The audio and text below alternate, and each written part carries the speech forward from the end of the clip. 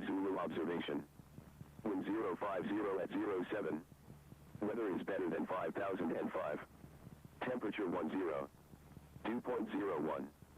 Altimeter 3018. Pressure altitude -155. Density altitude -699er. Expect ILS approach runway 30. Runway 2 and 30 in use. Advise on initial contact. You have information echo. All right, Eglin information echo. So first thing we're going to demonstrate here is just a 180 power off approach. Everybody's familiar with those from their commercial pilot training. We don't teach those to private pilots anymore, but that's a basic, building block that is going to be really effective as we teach, how to do forced landings. So I highly recommend, even though they're not part of a private pilot practical test, that you actually teach this maneuver. And we discussed that in the TTPs. So all I'm going to do right now is just enter on a little bit of an extended downwind here. We get the airplane slowed down, configured.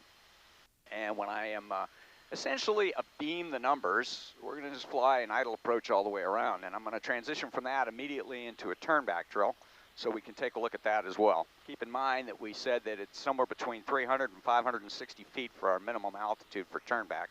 So we'll probably pick about 450 feet AGL and just kind of start there. Anyway, I'm just on a downwind now for runway 36, and we'll just do our before landing check. So gas, undercarriage mixture, propellers, pumps, and pressure and carburetor throat looks good. Landing checks are complete. There's VFE, flaps 20 selected. Big overshooting wind today. So we'll adjust our perch just a little bit out to the east here for that. Flap 40 selected. There I am abeam the touchdown zone. Power is coming back to idle.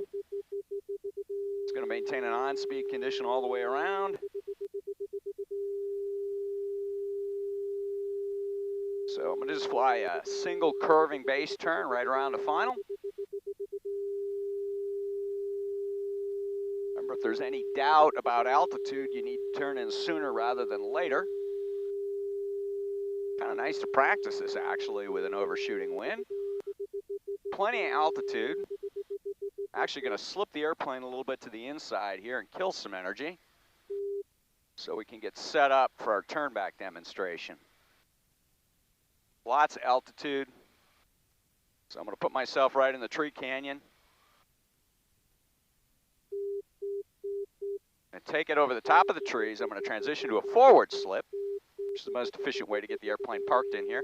Now I'm going to get to an on-speed condition. Okay. Stop here on speed, clean the airplane up, simulate a normal takeoff. Do a normal takeoff, rotate on speed. There's an elevating max condition. Okay, field elevation is about 60 feet, so let's go to about 460 feet. Climbing up, there's 460 feet. Idle power, 1001, 1002, 1003. There's flaps 40. Flaps 40 are selected. And now let's just turn around. See what's going to happen. Again, it's that velocity vector assessment that we're talking about. So as I'm in here in the turn, I go, well, where's my velocity vector? Is it over the top of these trees? Can I get down into the canyon and make the runway? Yeah, I can. Now the question is, do I have enough runway to stop? So now I'm going to have to maneuver down in here. Again, I'm going to have to slip the airplane, fall down into the canyon, and then the question is, can I get stopped in the runway I have available? It's going to be real close. Real close. Very close.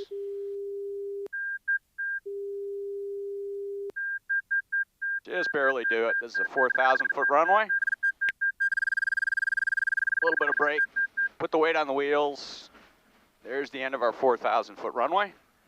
And that was just kind of a random turn back altitude. We used 400 feet AGL. That was based on our testing out in the area between, 560 on the top end and 300 on the low end.